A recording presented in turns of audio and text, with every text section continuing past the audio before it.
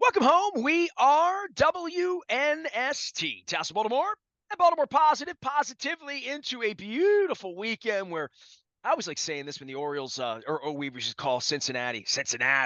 The Orioles are going to Cincinnati, and it's sort of weird. It's sort of weird. We're in the conference with the Bengals all these years, and I've been to Cincinnati a million times and think about Riverfront Stadium and all that. But I've only been in the new ballpark like twice. Had a beautiful hot dog there, and we're gonna get a whole weekend of that.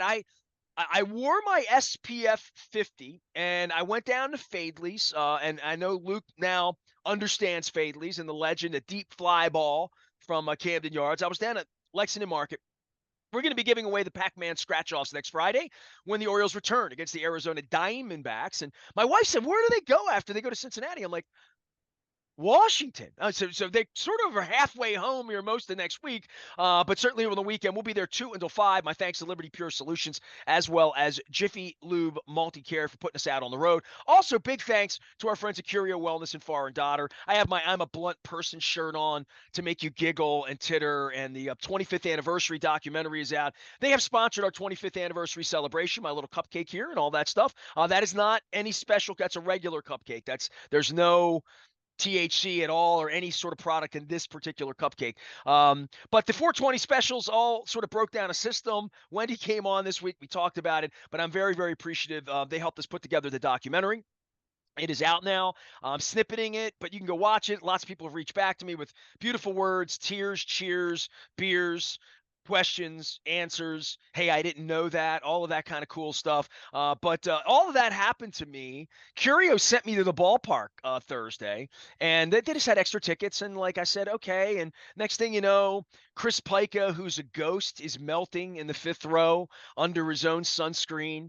Greg Landry, the executive producer of No One Listens, Everyone Hears, the documentary, was with me. I don't know a bigger Oriole fan than Greg. I've learned a lot about Greg doing this movie. Greg played baseball at UMBC. He was an outfielder, like a Division I baseball player. And I'm like, that's a pretty good baseball player, Division I baseball player. So that's another part of Greg Landry's. I said, I should do a documentary on you, dude. So he went to the ballpark with us, and then I dragged Brian Poole, my seventh grade Dundalk via Overly legal friend, and a good man and big Oriole fan with his Angry Bird shirt on, and we slathered up 50. And Luke, I'm going to tell you, we hazed Juan Soto. We razzed Aaron Judge. We annihilated Anthony Rizzo. We were on the on-deck circle, and I've told Wendy, and I'll tell anybody, anybody with seats down there, if they don't give me my press pass back soon, I'm going to make a full-time job of sitting behind the visitors' dugout and just becoming the next Robin Ficker. Because we had a really, really good time. And I'll tell you this, when I went to check in, Luke, when I went to check in on my phone, like I took a picture of the four of us. You probably saw it on the Facebook or out on the Insta world or out in the interwebs. And when I went to check in, the first place that popped up was Yankee Stadium South with 158 check-ins. As sort of a little bit of a Foursquare joke, I guess, at Camden Yards. But I checked in at Oriole Park at Camden Yards. Kyle Bradish checked in for 4 2/3. The bullpen checked in. You checked in. I checked in. And I had a really good day at Oriole Park at Camden Yards on Thursday. And kisses to everyone out there that said really nice things to me and yelled at me and took pictures and goofed off and offered to buy me free beer. I am appreciative. Had a good time, dude. And this is it's a hell of a baseball team to watch, Luke. It really is. You're seeing it every night. It is. And as I said to you earlier this week, it's nothing new. I mean, I went back and looked since July 1st of 2 years ago. There's 60 games over 500. I mean, this is no longer the rebuilding team that's turned the corner. This isn't even the upstart that surprised the baseball world last year. They're just a really good baseball team. And as I wrote at BaltimorePositive.com, I'm going to continue to say it. There are no big series in late April or late May other than they're one of 162 or one of how many series you play. I'm not sure how many statements really exist in early May when we're roughly 30 games into the baseball season. But if they do exist, the Orioles certainly made one this week. And I think if nothing else, this was a reminder to the Yankees who finished, what was it? I mean, 19 games behind the Orioles last year, whatever it was off the top of my head, and to the rest of the American League East, that the Orioles are the team to beat in this division. And that's not to say the Yankees are going anywhere. That's not to say we should be dismissing the rest of the AL East, despite the fact that they're not off to the same start as the Orioles or the Yankees. But I think what we saw this week was, first of all, really good 4 games overall. I mean, each of these games, other than Thursday's finale, the losing team brought the tying run to the plate in the 8th inning or later. But the Orioles got the best of the Yankees, and they take 3 out of 4. And the team that was in first place for most of the month of April is now looking up at the Orioles, albeit only by a game going into this weekend series in Cincinnati. So a good week of baseball. It didn't go perfectly, and we'll get to Grayson Rodriguez in a moment, but you said it. The story on Thursday to me was clearly the return of Kyle Bradish, and 4 2/3, you just look at the box score, you'd say, okay, well, he didn't get through 5 innings. One, he was on a pitch count, and two, understanding where he's been over the last 2.5 months, 3 months, he looked like Kyle Bradish. The fastball velocity held firm.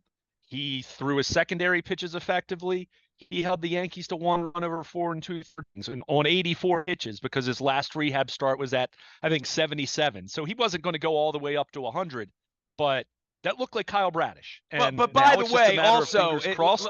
it was 100 degrees. It was really really hot. I can tell you as a guy who was sitting down off the dugout, right, behind the Yankees dugout. It also the McCann thing cost him 15 pitches early on, but it was almost Yeah. like situational pitching. Like it's like, all right, Kyle, you're working the rookie mound down in Sarasota trying to get worked out. It's hot as hell. It's getting humid out. Let's situationally put the Yankees in, put a couple of guys on, and I mean, he worked out of it, and then the Orioles, of course, loaded the bases and couldn't squeeze, you know.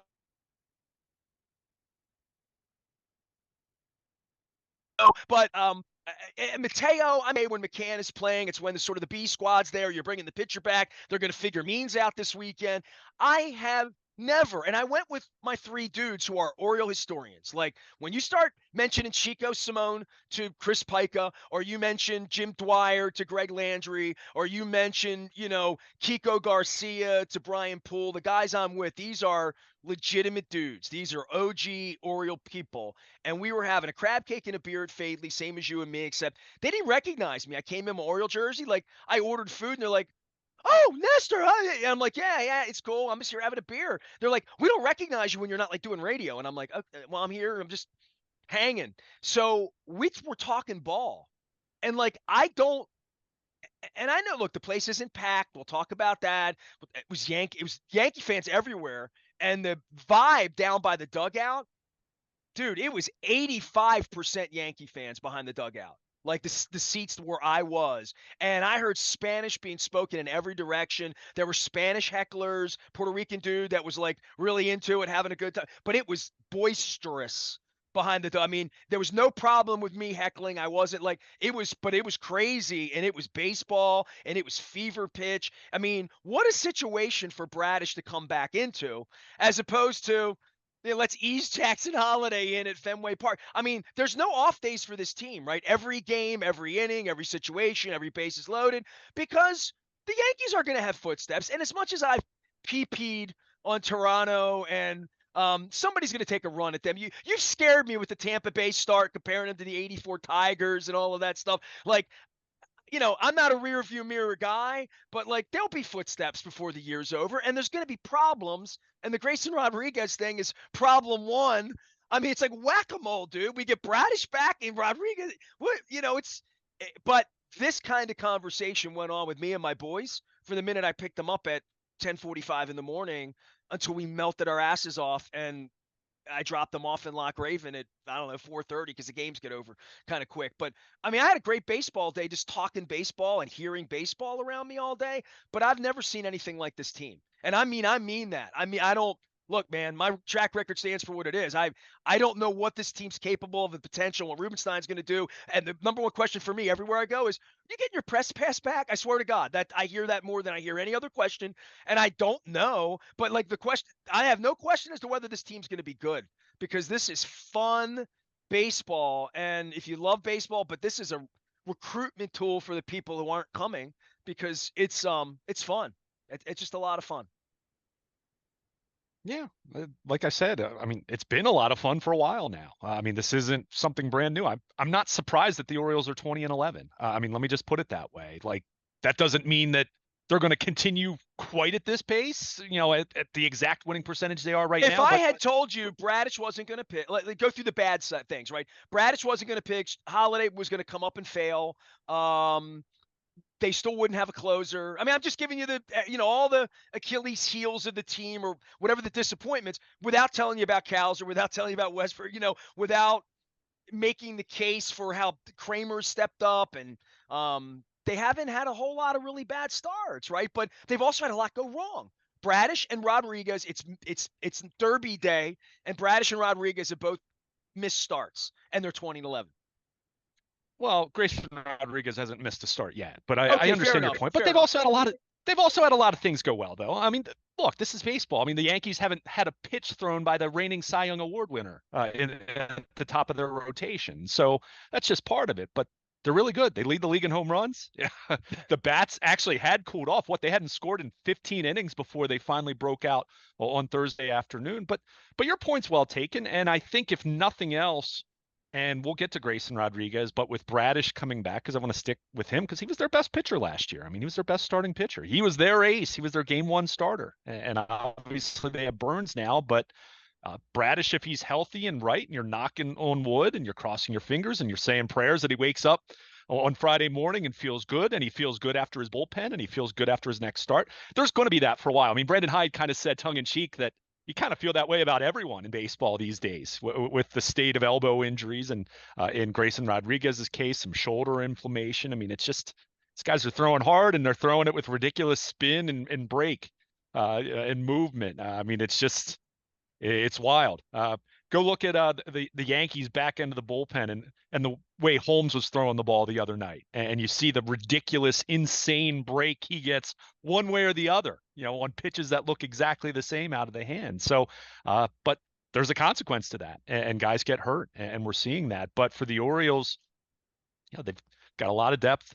The lineup depth is, Thursday wasn't the best example of this, although they got contributions, but on any given night, you feel really good about 1 through 8 in the lineup at the very least. We can talk about Arias, when he's out there or whoever it might be, Dude, McCann. Ryan But McKenna was getting they're pissed on in the first inning by fans around me, right? Because I'm yeah. hearing all of this, and it really was an earful to hear this man behind me who had watched baseball a long time and didn't know much. Just if I rattled off the things that were being said around me, it was almost sort of like you should listen to Luke and I a little more. You should come to Baltimore Positive a little bit more often, or probably 30 years ago to learn a little bit more. But I am amazed at the pushing of the right buttons part of this. That Buck was great at that. The Ryan Flaherty's getting the big hits, and every night there's a different star, and all of that. Tea Gardens, and names of Oriole past, right? But this sort of is the same thing where people can question whoever is at the end of it. They're not questioning anything about Henderson or Rutschman or whatever, but around the edges of the lineup, McCann's got to play some days, right? I mean, you have to Mhm. give guys. You're one of the guys big time for. Hey man, Mullins, 125, 130 games. All of these guys, we have enough players and enough depth to let let if you're gonna bring Kerstead up, let him bat, let him play. And I have no fear of any of that. And I also think that they're so analytical, so nerdy, and I don't know this because I'm not in there to ask them questions, and I wish I were because I'd learn things. That their matchups make all the sense in the world to them. This isn't, oh, it's this day, we got to do this. They're 3 steps ahead, which is why they're 20-11, right? Yeah, and I mean, going back to what you just said, I mean, look, fans have a right to chirp a little bit about Ryan McKenna because he's not that good. Look, Thursday stung the ball when they left the bases loaded in the second inning. He smacked that ball. It was just right at the left fielder, and then next time up, hits a home run to center field. But Ryan McKenna's not that good. But you also have to understand how a roster works, and we talked about this a little bit with Heston Kjerstad since he's been recalled, how he's played. He's since his first night in Anaheim, where he did get the start, he started once. He got a hit on Wednesday night, but he hasn't played. And we kind of explained why. He's not strong defensively. He's left-handed, and they already have left-handed bats. Ryan O'Hearn is essentially blocking Heston Kjerstad. And look, Ryan O'Hearn's been really good. Are you going to sit here and say you want him to sit on the bench? So there's some of that. So what that means is you have someone like Ryan McKenna, who basically the new Ryan McKenna before he got hurt was Austin Hayes, in terms of how hot Colton Cowser was, although Colton Cowser's come back to earth certainly a little bit here of late, which is fine. He was always going to. But, you need role players on your bench who, let's face it, are not going to put up big numbers.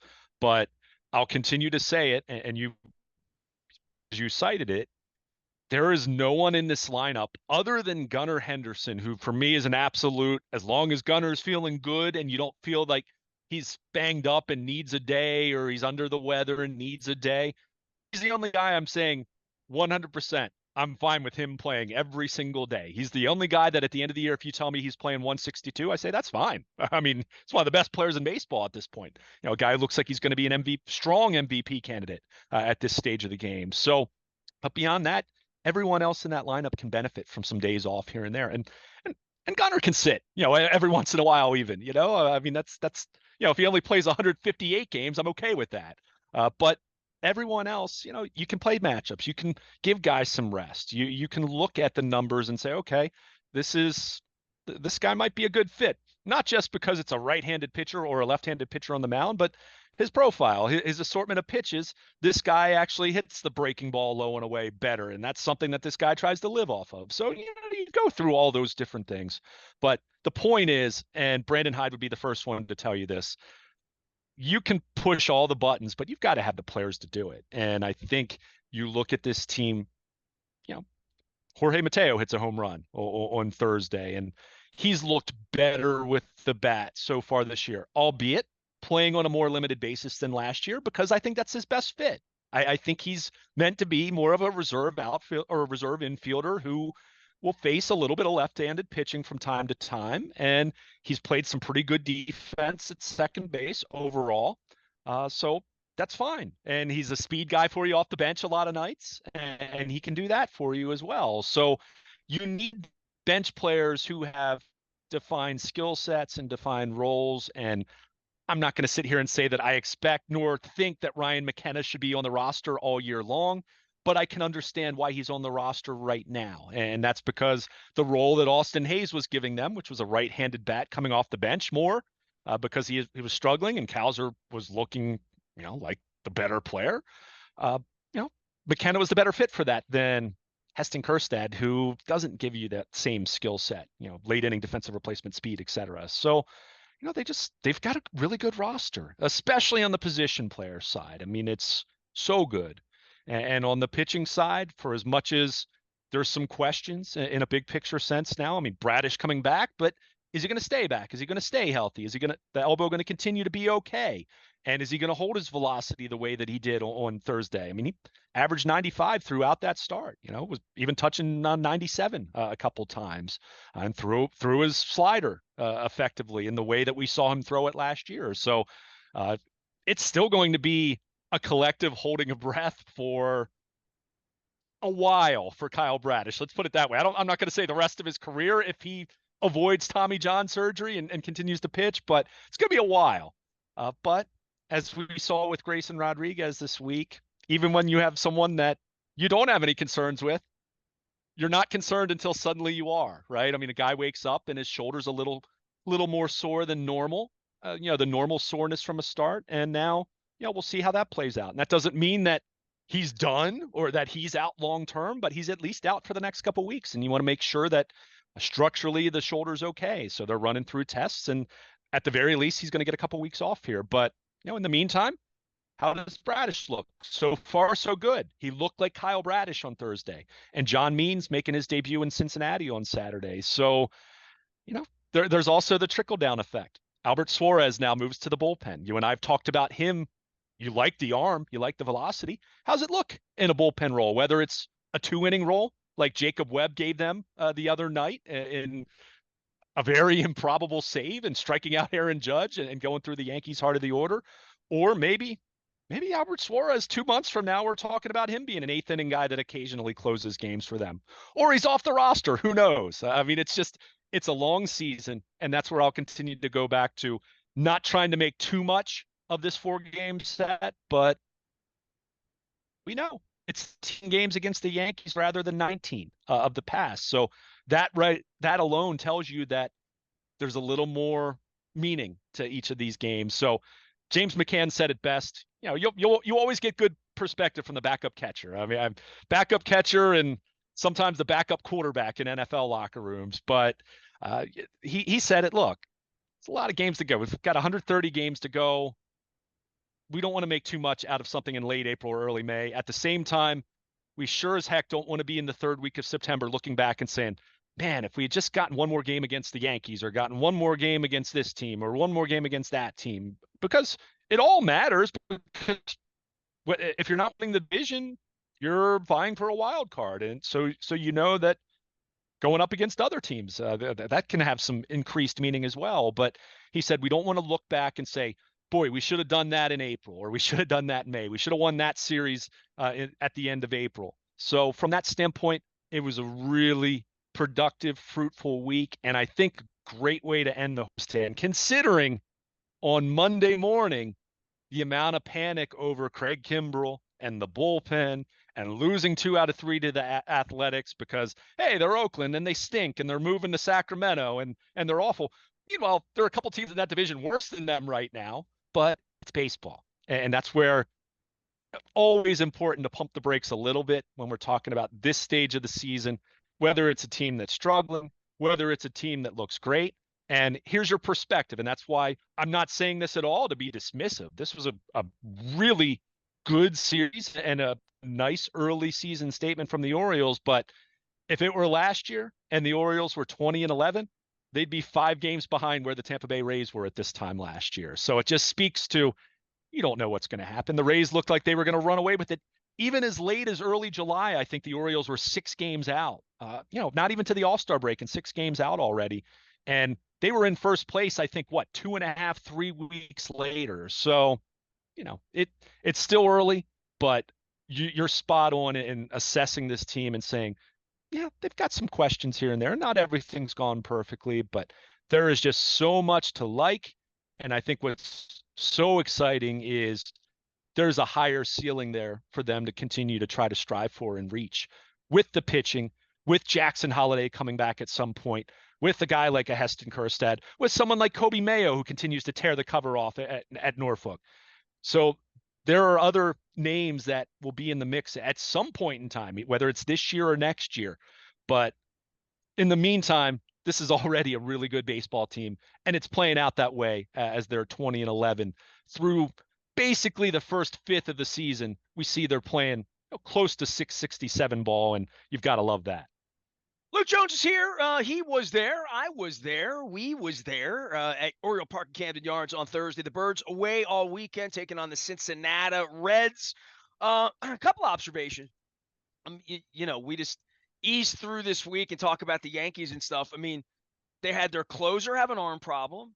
They have their number 2 starter have an arm problem. They had their number 1 starter get beaten around a little bit.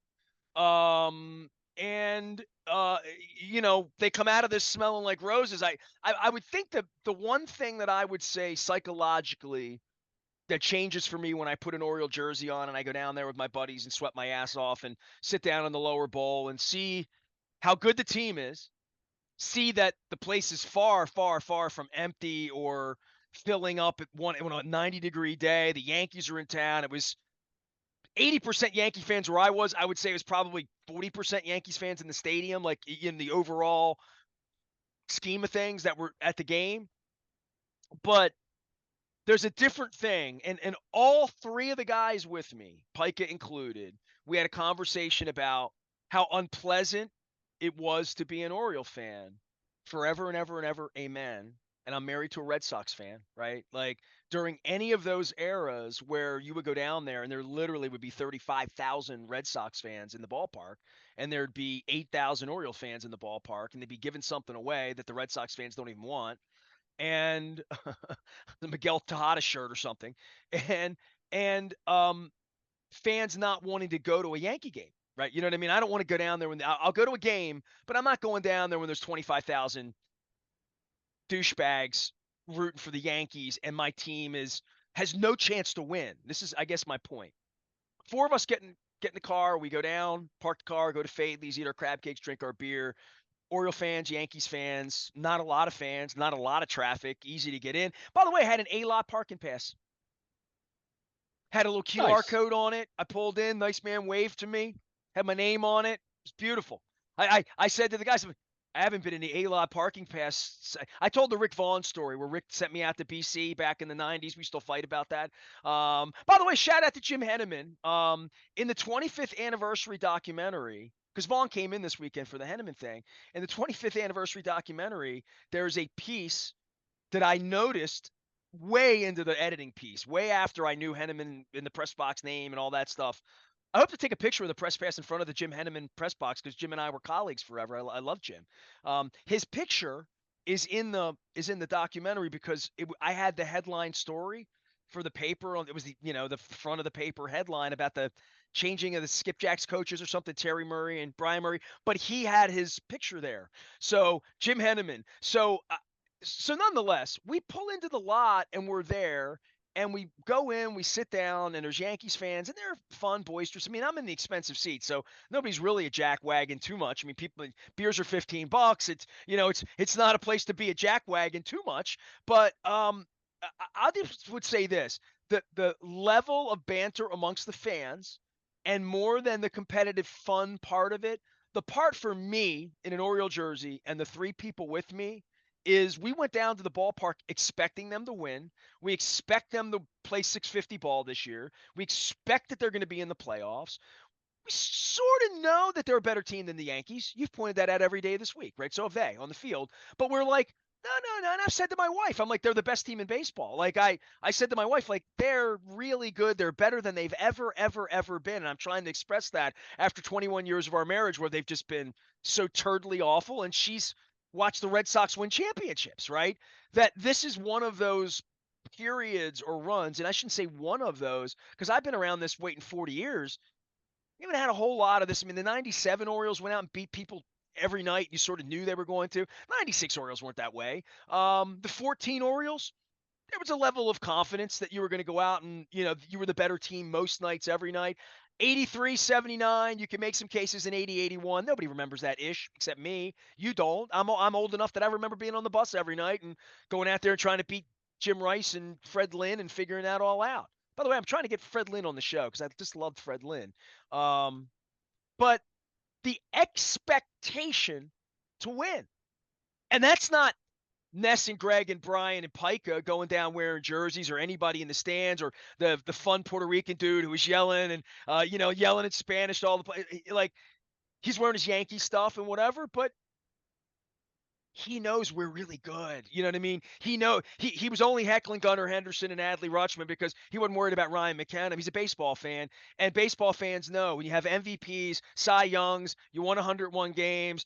This is not a fluke. It's not a fake. It's not anything. But I'm just saying psychologically, they go to the ballpark expecting to win every day, and they've all played on bad teams. Some of them in this jersey, right? But there's an expectation to win that we've always had with the Ravens. We've had that since Billick, since Ray Lewis. There's never been a day where losing has ever been acceptable for the Ravens, ever. And losing got real comfortable around here for the baseball team. And this expectation part is just so unique. As a fan, as a human, as a guy that's loved this forever, is a guy that built the place. If you go watch the documentary, you'll see I sort of love baseball first, and invested in baseball and invested in sports and loving it and wanting this to be what it would be a lot more often than it's been. I mean, I'm a baseball fan. I understand you lose, you win, there's ups, there's downs, but the malfeasance and the what happened here for 30 years, this is why I fought for all of this is like, it's possible, it needs to be well run. It needs to be well managed. It needs to, it needs to be updated. It needs to be all of that.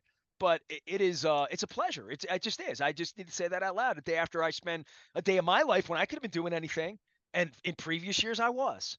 I thought of going to every business. I lived 2 blocks away for 20 years, and it was always about the weather and like who they're playing and do I have other things to do. I made time on Thursday, right? They're worth making time for because you expect them to win. Yeah, yeah. I mean, I don't have it. We've been talking about this for a while now, and I think what you're saying and how it applies to people will continue to show up from an attendance standpoint. I've said this to you, and we've talked about this for years. I mean, even going back to the best years of the Duquette Buck era, and talking about attendance. You're not going to have the years and decades of damage that was done to any brand, quite frankly, and then it turns around and it just comes back. It's not a light switch, it's a dial. And I think what you're starting to see, and attendance is doing better at this point in the year than it was last year, certainly way better than it was 2 years ago. And, you know, that doesn't mean it happens overnight. And again, we've talked about this. Are they ever going to get back to a point where there's 3.7 million people coming to the Yeah. ballpark on an annual basis? Probably not. But that doesn't mean it can't be three. It can't be just under three, which would still be market improvement from where it's been for a long time. So, It can't but mean that they you've couldn't get got to, it's got to 40,000 start on a somewhere. 90-degree day against the Yankees when they're really good, when you could plan to go. You know what I mean? Like, so the Yankees to me, Yeah, I mean, this was the lost opportunity. And I'm thinking as an entrepreneur, look, and anyone that knows that Marty Conway and his people be here would say, look, you really want to focus on your weekends. You really want to focus on your right. giveaways, and your promotions, and then fill in the blanks when the Brewers are in town on a Wednesday. Try to do something, giveaway night, Sure. dollar dogs, beers, whatever, whatever, cow night, whatever, splash zone, milk the cow. I have Colton cows or milk cows with Chick-fil-A out there, you know what I mean? And with Cal Ripken, I'm just making it funny now, but I get all of that. I was just thought the Yankees with good weather, with this team and beating the Yankees' asses. And we got in the car, we were all like talking ish on the way down there. How Bradish was going to go 7 1/3. Like he might have gone six. McCann didn't tip gloves, but I guess this energy that goes on in my life and my circle and your life and being a baseball nerd and being there, like, I have all baseball nerds, but I did have an extra ticket on Wednesday night. And I did go through my Rolodex to say, who do I want to reach to invite to the game? And I went through my Facebook and whatever.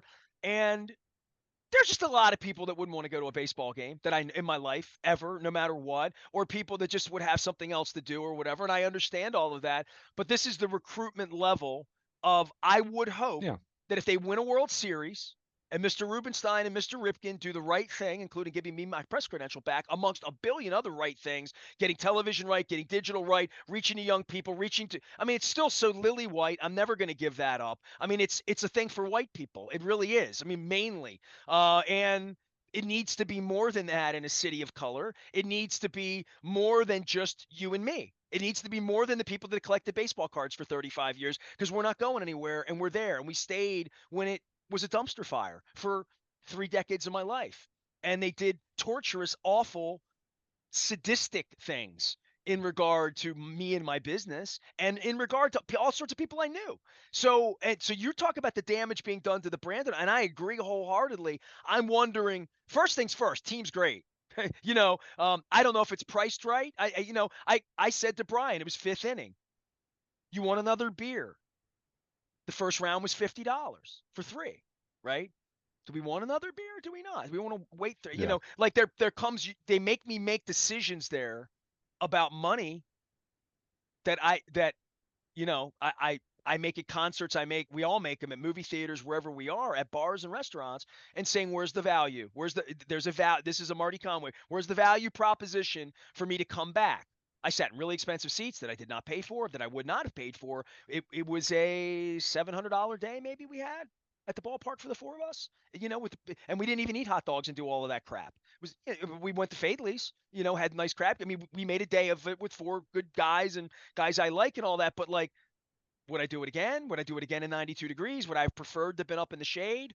But I'm not going to complain to the folks that gave me beautiful seats. I went and sat in them, but I had to get up and get out of there. And people were melting. Older folks. I mean, it was hot, it was uncomfortable. And you spent 700. So like I'm just giving the weight of being there versus not being there very fairly. It's not Mr. Anti-Angelos anymore or any of that. It's just more like I'm not shocked there are only 23,000 people there and 15,000 of them are Yankee, not me, to be 8,000 or 9,000 Yankee fans, because that's pretty much what it was.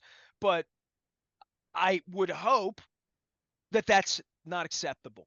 I would hope that 2 years from now, if they've won 101 games again and they played in the World Series and maybe won one, maybe lost one, whatever, they've signed a Henderson and a Rutschman, and like all of that being equal, this series with this weather against the Yankees 2 years from now, there's a measurement for me to say, all right, I'm okay with where they are, whatever. I'm okay with them locking me. No, I'm really not, but I'm okay with them reviewing.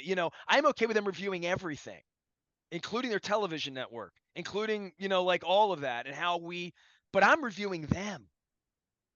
I went down and reviewed them, and I'm giving honest opinions about all of it. About the parking wasn't great, getting in and out, ingress, egress, like all of that. Like stadium needs updating. I mean, that's pretty obvious. They're about to dump $600 million into it when you're there and you're feeling things. When you've been to the new ballpark in Arlington and smelled newer and shinier and all that. But I am so heartened that this has happened and that they're good and that they're trying to recruit people in a good way with these players that seem like decent people. Um, that's my report card on it. I don't know. We're a month into it, and to your point, they're 20-11, and you're not shocked. You expect them to win. I'm not shocked. I expect them to win, but I don't expect Rodriguez to be hurt and Bradish to be this, and then and Holiday to fail, and the things that have gone wrong. But they got a couple of days now coming up where they'll have some rest on Monday, Thursday, come back, and they smell like a championship caliber team, that they're of that quality. And man, I've never gotten three buddies in the car and gone down there and watched them beat the Yankees ass and lived it up. I mean, come on. I mean, it's a pretty cool day on Thursday, I thought.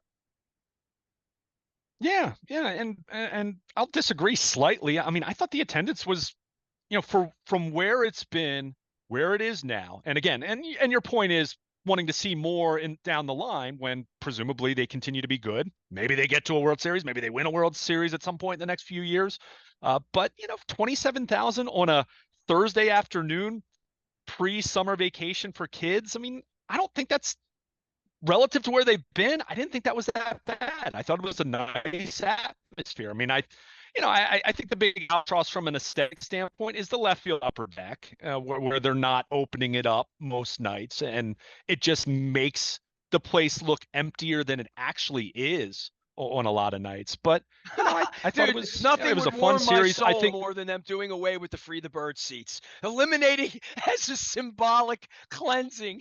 Well, and we've and look, right, but in all seriousness, we've talked about this. I mean, when you look at where ballparks and where stadia, where it's all going, I mean, it's trending towards lower capacity. Now, that's not going to help with some of the issues you just mentioned in terms of price points and costs and all of that. And look, that's not a Baltimore exclusive thing. That's anywhere. Well, I mean, I'm not literally bitching about anywhere it. you That's go. how you afford Adley Rutschman, and that's literally how Yeah, it gets yeah, paid for. And my point is, there better be more of us coming with wallets open sure, more than my sure, wallet could ever be open or would ever be open in regard to what I could afford, what yeah. I'm willing to afford. And I love them, and they've treated me like garbage for 20. Like so. How much more am I going to do in regard to doing, and how much more are they going to do of getting people who aren't there and drinking $15 beers? I mean, I don't know what else to say, because that's what's going to fund it. And I Yeah. keep going back to that. Yeah, and that's fair. I don't disagree with you. I mean, it's that, and again, every team, every venue that hosts concerts, wherever, whether you're talking big cities, talking about outskirts, talking about suburbs, talking about areas that are kind of the boonies, they're all trying to figure that out. And meanwhile, you have ticket fees and all that stuff that goes on top of everything. But I think the point that you're making was overall, from a baseball entertainment standpoint on Thursday, saw a heck of a product, It's and you saw never a been good win, and better. you It's saw never been better. You know the what I mean? Literally, it's like going to see an artist, going to see Adele and saying, "Never been better. Never been better than it is value wise." I mean, I think for where the Orioles are now, when you consider not just their record right now, because that's such a limited view, but even looking at the 20,000-foot view, the 20,000-foot outlook, with how young they are,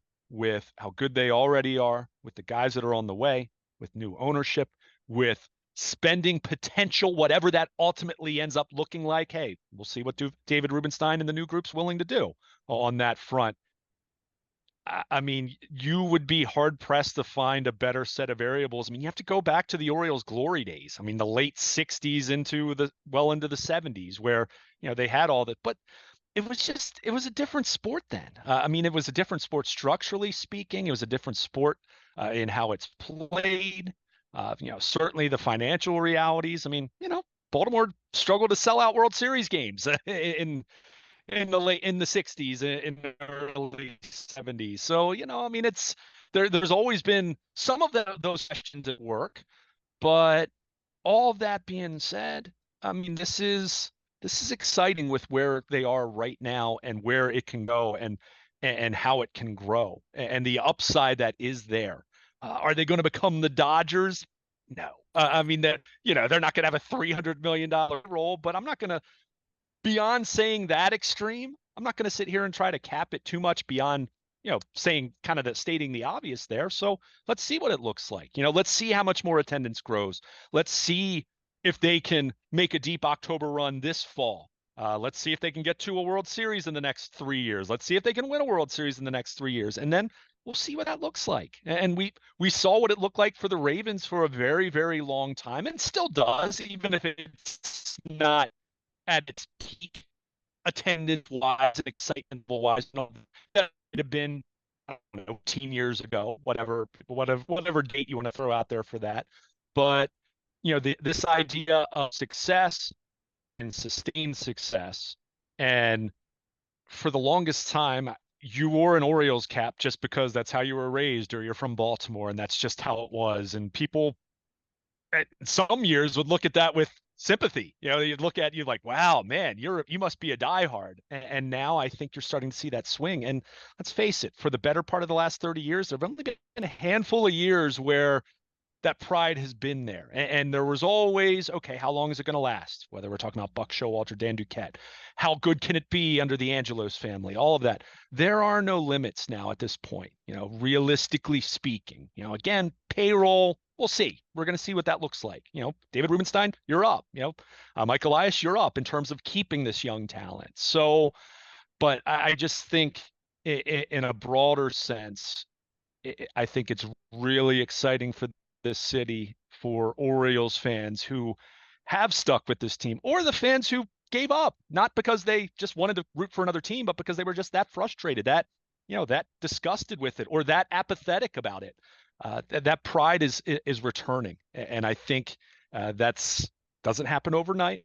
It's going to be a dial, as I said, not a light switch. But I just think the Orioles are just in such an exciting place, and have been now for a couple years going on. But you're really seeing something that is good and something that really feels sustainable, knowing that there's more meat on the bone, there's more upside that can be achieved here. And it's really, really exciting, where for the longest time, even the Buck and Duquette era, that felt like an accident. That felt like, lightning just striking in the right place for 3 or 4 years. But this feels different. To your point, it's as good as the Orioles have been going back to their glory days. And I don't say that with being light or to be hasty, anything. I think they're in a position where they are really good now, and they have a chance to be really good for a long time. And what more can you ask for to build a brand on than having that kind of winning baseball on a night by night basis? All right, dude.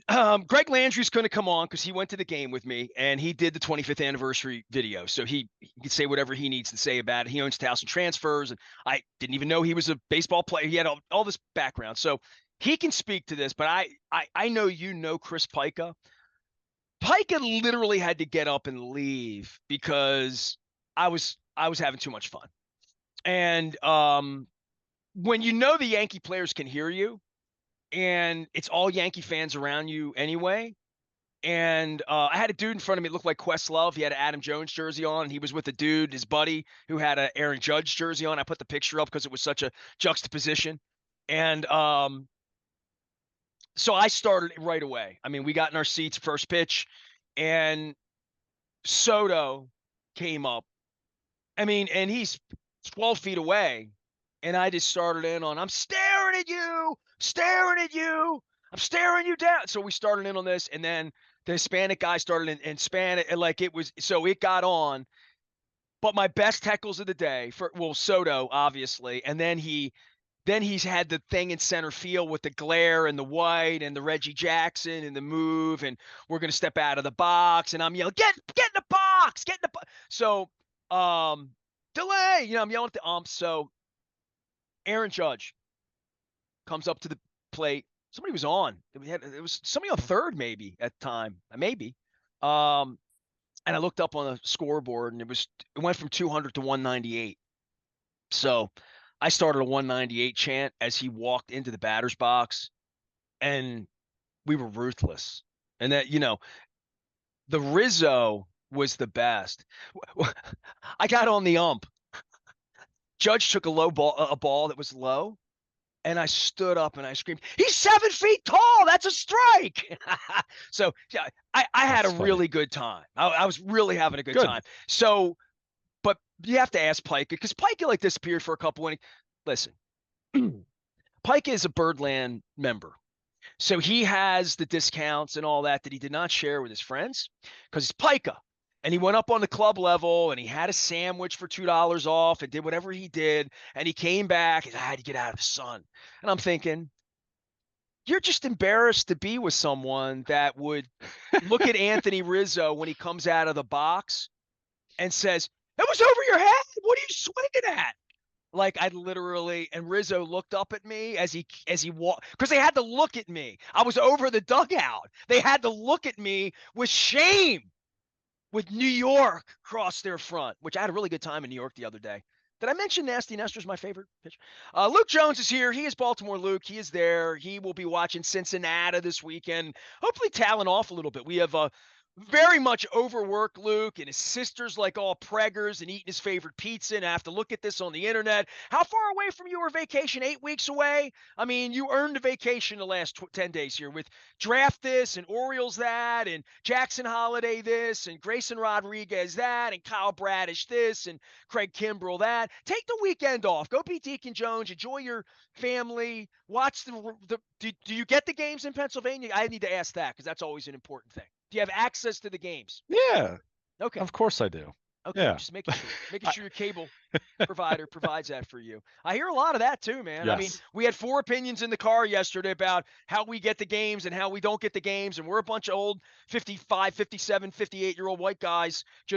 Well, I'm Hispanic. Don't really, Mr. Rubenstein. So anyway, I had a great time. It was fun. It's fun talking baseball again. Luke and I'll be talking baseball on the daily, on the regular, out in all the places we do it. LinkedIn, Twitter, Facebook, Instagram. There'll be fun things. There might be some Black Crows pictures over the weekend. There'll certainly be some Kentucky Derby things and maybe a mint julep recipe over the weekend. Great Preakness conversation coming on. Dick Girardi joined me. I owe him a cheesesteak. I may have to hand deliver that over the weekend. And it's great. It's springtime around here, and I hope that everybody finds our 25th anniversary documentary informative, entertaining. My wife finally watched it because she's back from vacation as well. So I hope you'll watch it as well. And if you're out in social, you'll see little snippets of it coming and going, and Greg and I are going to have a longer conversation about it as well. I need to track down Mickey Coachella. I've never had Mike Brillhart on the show. Gina Schock has had some off-the-field issues where she's been taking care of family and friends, so I haven't had her on in a while, so I'll definitely circle back with her. But it's really been a nice endeavor to hear from so many folks who've followed us, supported us, had our backs in so many ways, still have our backs after all these years, so we are appreciative. I am Nestor. He is Luke. We are WNST, AM 1570, Towson, Baltimore. Come get a Pac-Man scratch-off from us at Fadley's next Friday as we watch some baseball here all week.